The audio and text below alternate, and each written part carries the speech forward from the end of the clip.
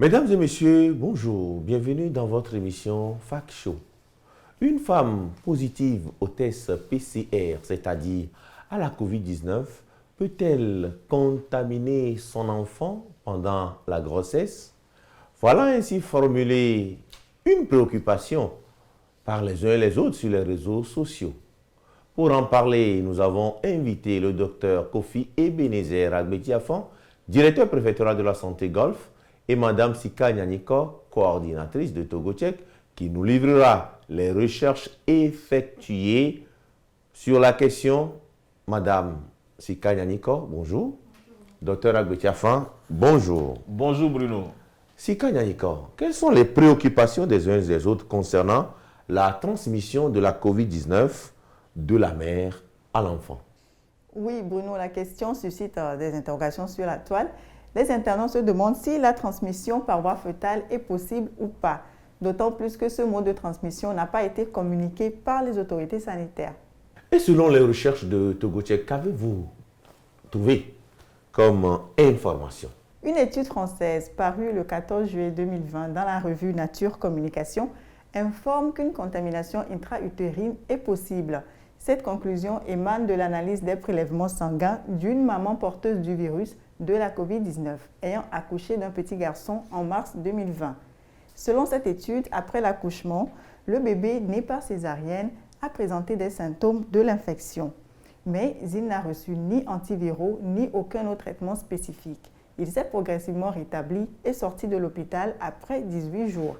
Christelle Volou-Felous, virologue et co-auteur de la même étude, précise, je cite, « Il s'agit d'un cas isolé pour lequel nous avons pu prouver la présence du virus dans différents compartiments maternels et néonataux.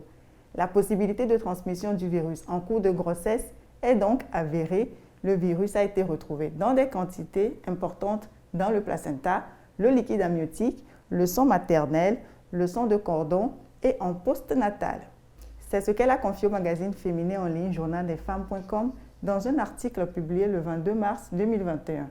La mauvaise nouvelle, c'est que ça puisse se produire.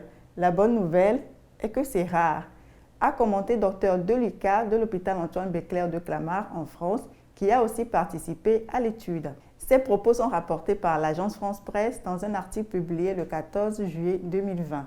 Toujours dans le même article, sur plusieurs milliers de cas d'enfants nés de mères souffrant de la COVID-19, pas plus de 2% ont été déclarés positifs au virus et encore moins ont développé des symptômes graves. L'article cite Marianne Knight, professeure de santé maternelle et infantile à l'université d'Oxford, qui n'a toutefois pas participé à l'étude.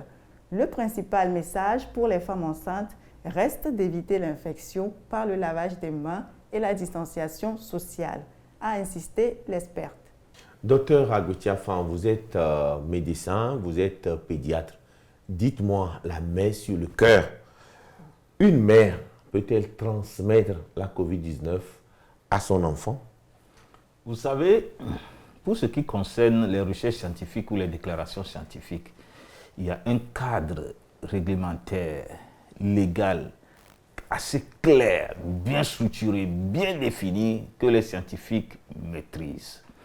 Alors, avant de pouvoir faire une déclaration qui peut prouver l'existence d'un phénomène comme ce que vous venez de dire tout à l'heure, cela sous-entend que celui-là qui va porter l'information a pu suivre la méthodologie scientifique concernée.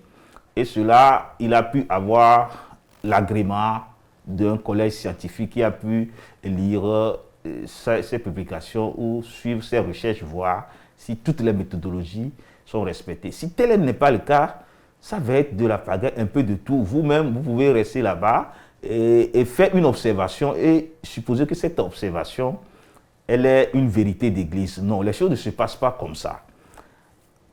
À l'heure actuelle, en ma qualité de pédiatre, je peux vous affirmer une chose, c'est que jusqu'à présent, aucune phytopathie liée à la COVID, à la naissance, n'a été décrite dans la littérature. Ça n'existe pas encore.